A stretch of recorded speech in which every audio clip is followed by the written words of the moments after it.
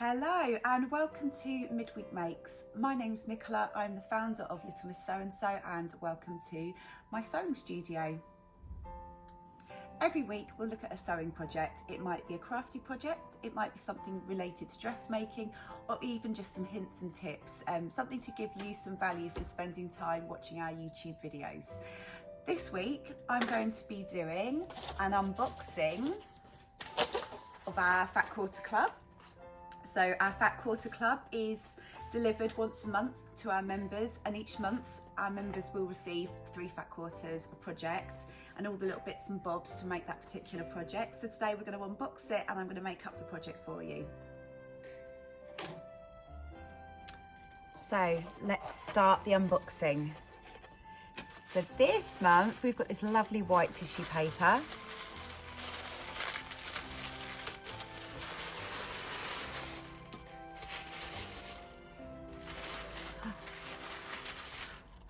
Okay, so what do you think so far? A really pretty wintry white and blue, silver and pearlescent fabrics immediately shine through.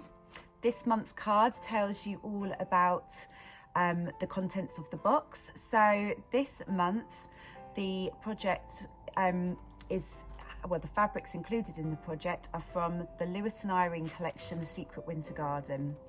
And it also tells you here all the notions that are included. So we'll go through that. Got a piece of Velcro, some silver ribbon, some party hats. There's the treat. 3 chocolate balls. Ooh, some snaps. Wonder what it is. This fabric is just stunning. We've got some metallic the metallic elements on the trees here, and you really get a feel for that secret winter garden. So that's a gorgeous fat quarter.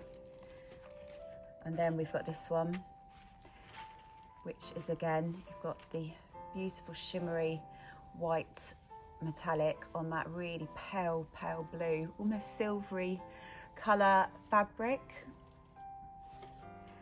And then we've got the winter trees, again with those metallic elements. Absolutely gorgeous, very wintry. Oh, and there we go, as if we hadn't have already guessed, this month's project in preparation for Christmas is a reusable cracker. So we're going to go through that now. We're going to make that together, and we've got the pattern pieces just here, so full-size pattern pieces. Okay, let's go and get the fabrics cut out and get cracking. Okay, so we've just got 4 main pattern pieces, very straightforward. We've got 2 pieces that need to be cut out for the lining.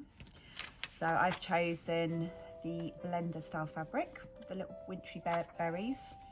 We've got 2 pieces for the main. So the fabric that we've added into this month's box is directional, so it's very important when we're sewing to make sure the fabrics are up the correct way. So they're the 2 that I've cut out for my main, and we've got 2 for the end of the cracker. Again, these 2 are also directional. And then we've got this heavy interfacing that you need 4 pieces cut out. Okay, I'm just going to pop that aside for now. The first piece of sewing that we're going to do is we're going to take one of our main pieces, one of our end pieces, and one of the lining pieces, and we're going to arrange them so that we've got the end, the main piece and the lining piece. And we're going to sew them together using a 1 centimetre seam allowance. So we're going to do that with both sides. We're going to do the same for the other 3 pieces. However, we're going to do it the opposite way round. So if you've got your main piece there, and you've got your main piece and your end piece located like that, then this way round, the end piece is going to be on the left hand side of your main piece instead of the right hand side. So it's just opposite way round. And again, we're going to sew those 2 pieces to the main piece using a 1 centimetre seam allowance. And you're going to press your seams open and we'll be ready to move on to the next stage. Okay, so we have now sewn our pieces together. I'm just going to demonstrate with one of the pieces. So on the back, you've pressed your seams open. Now we're going to apply some interfacing. So grab 2 pieces of interfacing. The ones that we've included in the box are actually adhesive. So it's really hard to see, but there's one side that's slightly rougher than the other. On the other side, there is some glue and you can just about see a sheen, but also it's slightly flatter than the other side. So that's the side that we want facing down. We're going to place 1 piece of interfacing on the main piece of fabric with the glue side down, and we're going to tuck it just underneath the seam allowance that's nearest the lining. Okay, so that's my lining, so I'm going to tuck that piece under there. And then the next piece of interfacing, check my glue side, is going to go on the end piece, but we're going to position it 2.5 centimetres away from the end. Okay. Hopefully you've cut yours out a little bit neater than mine. I didn't have a rotary cutter and I was in a bit of a hurry. I'm always in a hurry. It's the joys of having children and a little business. So, okay, so that's where you see I've marked 2.5 centimetres across. So I'm going to go over to the iron now. I'm going to put a pressing cloth on top and we're going to stick these interfacing pieces down, but also we need to turn the ends over by 1 centimetre. So just each end, so you can see this end will have 0.5 centimetre in between the edge and the interfacing, and then turn this end over by 1 centimetre as well, and we're going to give those a press and then we'll meet back here. Okay, so once you've folded those ends in, we've just got one more fold and press to do.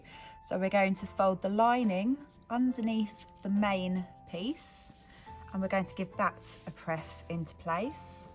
And also, once you've done that, we're going to fold this end piece under one more time, 1.5 centimetres. So that 1.5 centimetres brings us up to the edge of the interfacing. So just fold that over and give that a press.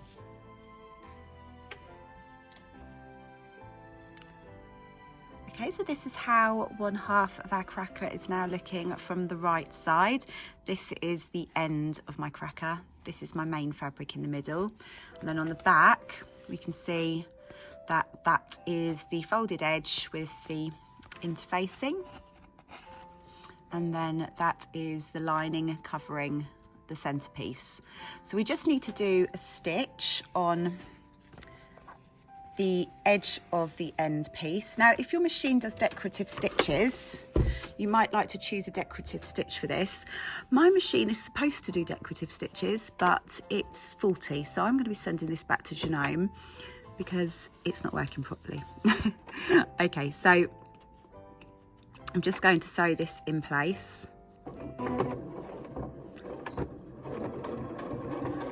I think it's something to do with the feed dogs of my machine. Something's not quite right.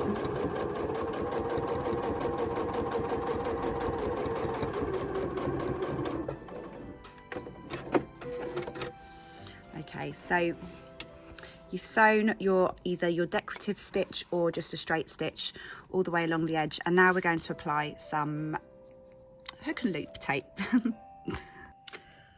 So we're ready to apply the Velcro. So we've got both sides of our cracker has had the interfacing applied and all the relevant folding and pressing has been done. So we need a piece of Velcro, and it needs to be long enough so that it stops 2 centimetres away from each folded edge. Sorry, from each raw edge. So that's 2 centimetres from each end, and that's because we're going to be sewing it all together with a 2 centimetre seam allowance. We also want to cut it in half. I'm just going to line it up a little bit neater. There we go. So we're going to cut down the length so it's not as wide. So we only want a narrow piece of Velcro. And then, just cut my nail. Didn't mean to do that. Okay, so as we cut down that length, we're going to put one half away for another cracker, and this is the half that we're going to be sewing in place. We're going to sew the rough part of the Velcro to the lining of one edge, and it's going to be 1/2 centimetre away from the edge of that fold. So that's going to be sewn onto there. And then the soft part is going to be applied to the main piece of fabric. So that is also going to be 2 centimetres away from each edge and 1/2 centimetre away from that folded edge. Okay, so go away and just make sure your Velcro is positioned 1/2 centimetre away from each folded edge and 2 centimetres from each raw edge, and stitch those around the edge of each piece of Velcro in place. Okay, so once you've once you've sewn your Velcro on, we're now going to sew the shape of the cracker. So with each piece, we're going to need to fold them right sides together and use a 2 centimetre seam allowance to sew along this edge, and you can then either finish that raw edge with a zigzag or an overlocker if you have one. So do that with both pieces, and then we're ready to turn the cracker the right way. Okay, so once you have sewn along that long edge and you've finished your seam allowance, either way, whether it's an overlocker or with a zigzag stitch, we have got to turn this the right way round so that it looks like this. Now, I'm not gonna lie, this is not an easy thing to do because this interfacing is really hard, which produces a really great stable cracker. However, the turning process takes a bit of welly. So if you have got a chopstick or a turning instrument, you're gonna need it. Well, you might not, but we're gonna give it a go. So I started by pushing one side into the other.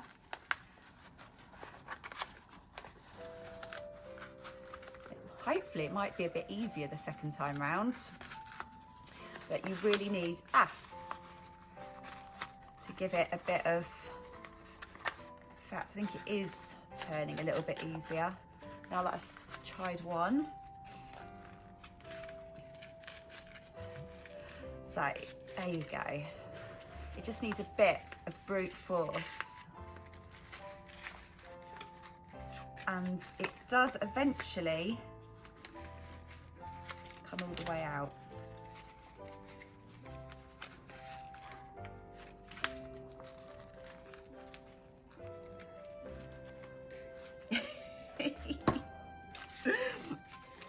Hang on, let's try a bit of chopstick.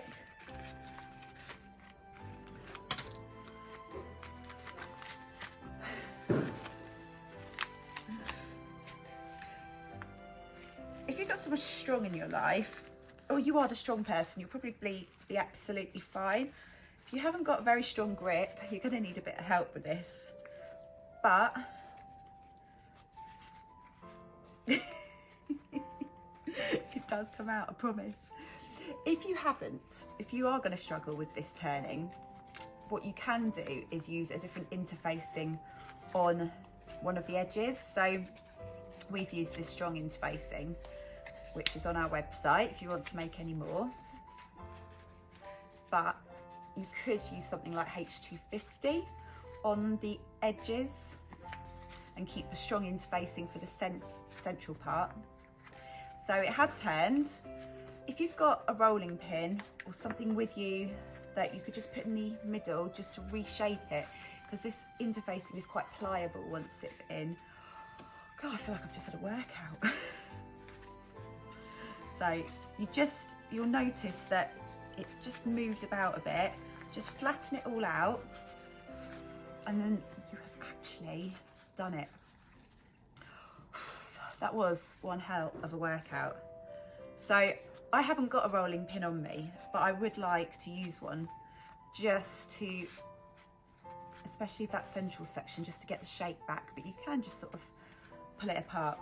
Okay, so hopefully now you can see how the cracker is going to go together. I want to line up my raw edges, and I'm going to, oh, and also if you've got these little edges, you can just do a little stitch. You see from your raw edge that you've overlocked, you can just do a little stitch to hold that in place. I'm going to just run the machine over it, or you can do a hand stitch, I guess, just to hold those seam allowances in place. So I know they're going to bug me. Okay, so I'm just going to pop one inside the other and use that to like that. It does all need a good press, so that will help, but just to get that shape. Okay, so once you've done that, you get the idea. We're going to give it a bit of a press so that pops out, but then that will all hold in place. So the next thing we need to do is go and give everything a press and get together your treats, your snaps, your hats, anything else that you want to put inside of your homemade Christmas crackers. So when you've got your cracker already in place and you've given it a good shape with your rolling pin or whatever it is you've chosen to use, I could really do with mine, we're going to fill it. So first of all, you want to put a snap in. So grab a snap, and before we tie the ribbon, you want to put that snap all the way through, because we want to make sure that the snap is tied securely by the ribbon. So make sure it's in enough one end so it's poking through the handles of both, and then tie a piece of ribbon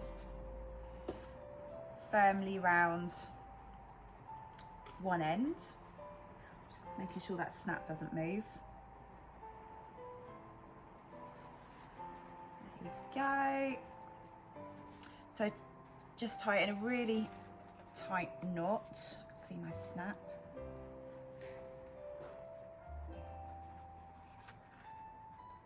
Okay, then you can tie it into a bow, whatever you want to do with that piece of ribbon.